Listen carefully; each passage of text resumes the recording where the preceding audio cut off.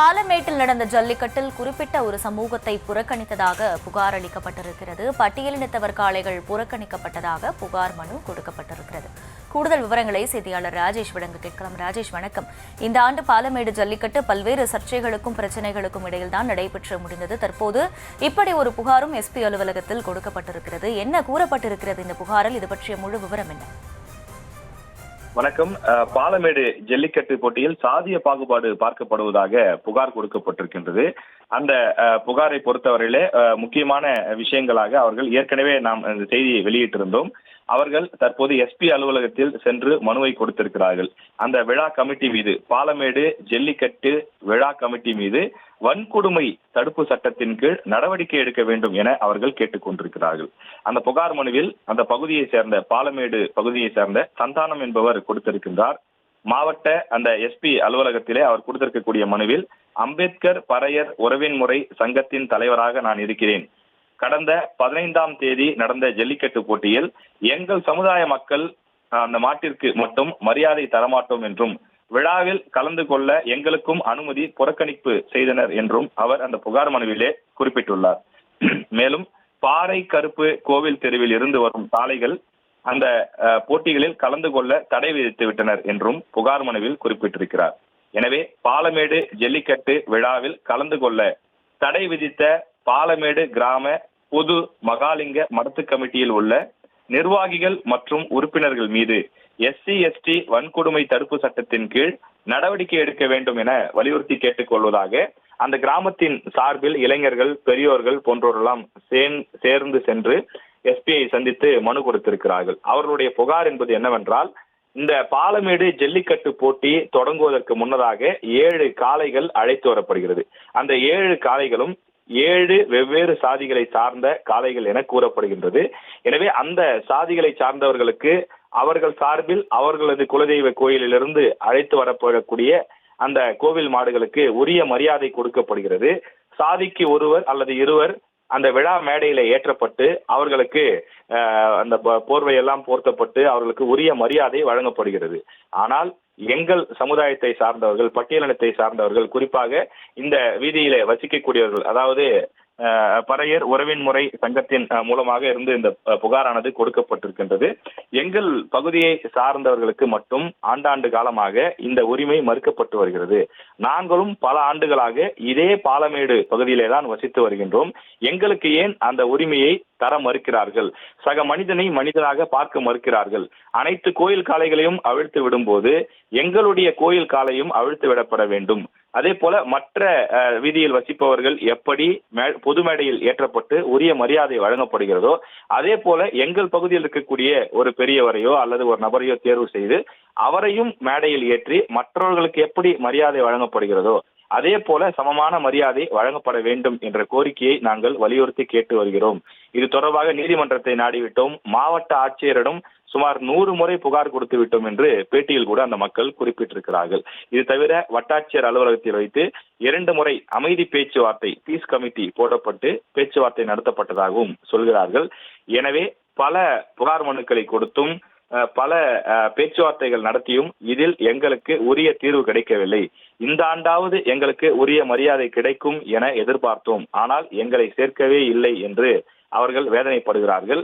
எனவே பட்டியலினத்தை சார்ந்த மக்களுக்கு உரிய மரியாதை வழங்க வேண்டும். மனிதனை மனிதனாக பார்க்கக்கூடிய நிலை வேண்டும். இன்னும் தீண்டாமை கொடுமை தொடர்கிறது என்று அந்த மக்கள் கண்ணீரோடு பேட்டி கொடுக்கிறார்கள். எனவே இந்த விவகாரத்தில் காவல்துறை உரிய விசாரணை நடத்தி தேவையான நடவடிக்கை எடுக்க வேண்டும் எனவும் அவர்கள் கேட்டுக்கொண்டிருக்கிறார்கள். இந்த விவகாரம் தற்போது அந்த ஜல்லிக்கட்டு போட்டி நடைபெற்று முடிந்து விட்டாலும் கூட ஒரு பூதாகரமாகி இருக்கிறது. ஏற்கனவே சென்னப்பம்பட்டி தமிழரசன் என்ற அந்த காளையை அடக்கக்கூடிய வீரர் ஏற்கனவே 2 ஆண்டுகள் முதல் பரிசு பெற்றவர். அவர் இந்த ஆண்டு பாலமேடு ஜல்லிக்கட்டு போட்டியில் பங்கேற்கவில்லை. காரணம், அவர் தாமதமாக களமிறக்கப்பட்டதாக, அதாவது திட்டமிட்டே காலம் தாழ்த்தப்பட்டதாக அவர் புகார் தெரிவித்தார். 8 சுற்றுகள் முடிந்ததும் 9வது சுற்றிலாவது தன்னை களமிறக்குவார்கள் என எதிர்பார்த்த நிலையில் அவர்கள் நேரம் முடிந்து விட்டது, என்னை அனுப்பிவிட்டார்கள், கேள்வி கேட்க சென்ற என்னை காவல்துறையினர் அடித்து உதைத்து அனுப்பிவிட்டார்கள் என்று கண்ணீரோடு அந்த இளைஞர் பேட்டி கொடுத்திருந்தார். இதே போல சிலர் தங்கள் மாடுகளை அவிழ்க்க முடிவதில்லை என்றும் பேட்டி கொடுக்கிறார்கள். பாலமேட்டை பொறுத்தவரையில் இன்னும் சாதிய தீண்டாமை தொடர்ந்து கொண்டேதான் இருக்கிறது. இந்த நூற்றாண்டிலும் இவ்வளவு அறிவியல் வளர்ந்துவிட்ட நேரத்திலும் சமூக நீதி பேசக்கூடிய இந்த நாட்களிலும் கூட இது போன்ற தீண்டாமை இருப்பதை ஏற்றுக்கொள்ள முடியாது. மற்றவர்களுக்கு என்ன உரிமை கிடைக்கிறதோ, என்ன சலுகை கிடைக்கிறதோ, அதே விஷயங்கள் எங்களுக்கும் வேண்டும். நாங்கள் ஒடுக்கப்பட்டவர்கள், பட்டியலினத்தை சார்ந்தவர்கள் என்ற காரணத்தை கூறி எங்களை புறந்தள்ளுவதை எங்களால் ஏற்றுக்கொள்ள முடியாது என்று அந்த மக்கள் நிற்கிறார்கள். அவர்கள் சட்ட போராட்டம் நடத்துவதற்கும் தயாராகி வருகிறார்கள்.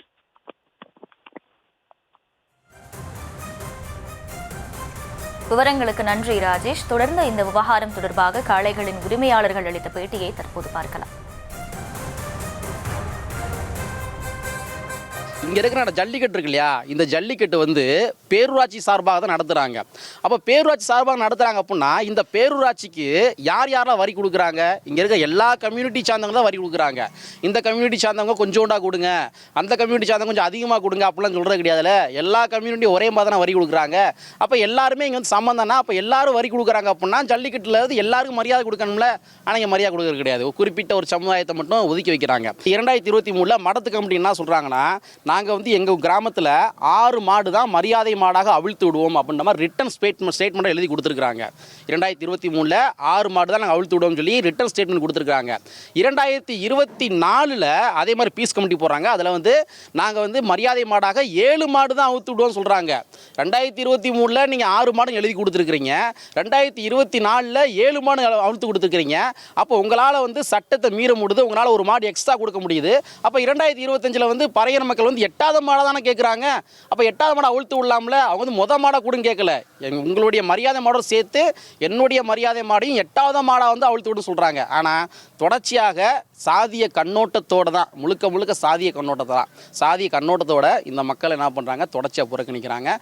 அதாவது வந்து எப்படி ஒதுக்கி விட்றாங்க அப்படின்றது, இதில் வந்து அமைச்சர் வந்து தலைமையேற்று இந்த ஜல்லிக்கட்டை நடத்துகிறாரு. மாவட்ட ஆட்சியாளர் தலைமையில் நடக்குது இந்த நிகழ்ச்சி. ஒரு அரசு நடத்தக்கூடிய ஜல்லிக்கட்டு விழாவில் பறையர்களை மட்டும் புறக்கணிக்கிறது வந்து எங்களால் ஏற்றுக்கவே முடியலை. இது பயங்கர வேதனையாக இருக்குது. இது ஏன் அப்படின்னு பார்த்தா 2018 வந்து பார்த்தோம்னா ஜல்லிக்கட்டுக்கு ஒரு சட்டம் பைலா ஏற்றுறாங்க. அதில் வந்து பார்த்தோம்னா இந்த கமிட்டியினுடைய தலைவர் யாருன்னா, organising committee, supervising committee 2 committee இருக்குது. இந்த 2 கமிட்டியினுடைய தலைவர் யாருன்னா மாவட்ட ஆட்சியாளர் தான் ஆர்கனைசிங் கமிட்டியுடைய தலைவர். ரிட்டையர்டு ஹைகோர்ட் ரிட்டையர்டு ஜட்ஜு தான் வந்து சூப்பர்வைசிங் கமிட்டியோட தலைவர். இங்கே வந்து எதுவும் டிஸ்கிரிமினேஷன் இருக்கா, சாதிய வேறுபாடு இருக்கா, அதெல்லாம் இருந்தால் வந்து என்ன செய்யலாம், ஜல்லிக்கட்டு நடத்தக்கூடாதுன்றதுக்கு என்ன செய்யலாம் அப்படின்னு பார்த்தா மாவட்ட ஆட்சியாளர் தான் முடிவு எடுக்கணும். ஆனால் மாவட்ட ஆட்சியாளர் இங்கே டிஸ்கிரிமினேஷன் இருக்குன்னு தெரிஞ்சே அந்த கமிட்டியுடைய தலைவர் மாவட்ட ஆட்சியாளர் தான் ஜல்லிக்கட்டு நடத்துகிறாங்க. சட்டப்படி நாங்கள் வந்து ஆர்டரெல்லாம் வாங்குகிறோம். மாடை அவுக்கிறதுக்கு ஆர்டர் வாங்குகிறோம். ஹைகோர்ட் போய் மாவட்ட ஆட்சியாளர் உத்தரவு கொடுக்குறாங்க. கிராம வரிசையில் மாடை அவுத்துக்கன்னு சொல்கிறாங்க. அதுக்கடுத்து பார்த்தோம்னா அவங்களுக்கு மரியாதை செய்யப்படும்ன்றாங்க. ஆனால் 2023 வந்து ஆளுக்கு மரியாதை செஞ்சாங்க, மாடை விடலை. 2024 என்ன பண்ணாங்கன்னா மாடை அவுத்துறோன்னு போலீஸ் ப்ரொடெக்ஷன் கொடுத்து மாடை அவுத்து விடலை. இப்போ அதுக்கடுத்து 2025 ஒரு ஆர்டர் கொடுத்தாங்க. ஆளுக்கு மரியாதை இல்லை, இங்கே மாட்டுக்கு மரியாதை இல்லை. ஆமாம், கமிட்டி சரியில்லைண்ணே. மேலே இருக்குங்க ஓவரா உள்ளூர்காரங்க சம்மிடு, உள்ளூர்காரங்க ஃபுல்லாக இது பத்துறாங்க. நம்ம மாடு நல்ல மாடுன்ட்டு உள்ளூர் மாடு தானே முக்கால்வாசி. இப்போ பேச்சு ஃபுல்லாக ஒரு பஞ்சாயத்து பண்ணுறாங்க. ஒன்றும் பிடிக்க முடியல. பிடிச்சாலும் நல்லா திருப்தி இல்லைன்றாங்க. நல்லா 2 பிடி எக்ஸ்ட்ரா பிடி சேர்த்து பிடி. இன்னும் உள்ளூர் மாடுண்டா பிடிக்காத, வேற மாடுண்டா பிடிக்காத, உள்ளூர் மாடுண்டா விலைக்கு விட்டுறாங்க. வந்து அவங்களே விலைக்கு விட்டுறாங்க. உள்ளே வந்து கூட இருக்கிறவங்களே. அதானே ஒன்றும் செய்ய முடியல. நம்மளுக்கு தானே, நம்ம இப்போ தானே உள்ள நானே இந்த உள்ளூர்காரங்க எங்கள் ஊர் மாடு பிடிக்காத அப்படி இப்படி விலைக்கு விட்டுக்கே இருக்காங்கண்ணே. அவ்வளோதானே, அவங்களுக்கு வேறு 12-15 தான் வந்திருக்காங்க. சரியாக பிடிக்கலன்றாரு. 2 பேர் ஒரு ஆள் பிடிச்சிட்டு பக்கத்தில் விழுந்துட்டாலும் 2 பேர் பிடிச்சி போயிட்டீங்க அப்படி இப்படின்னு செல்லாதுன்றாங்கண்ணே. பிடிக்காது, செயல்படாது அப்படி இப்படின்றாங்க. என்னாச்சு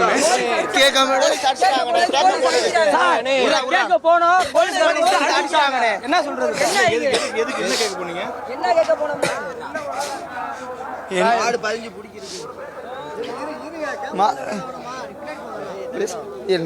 என்ன ஆச்சு சொல்லுங்க.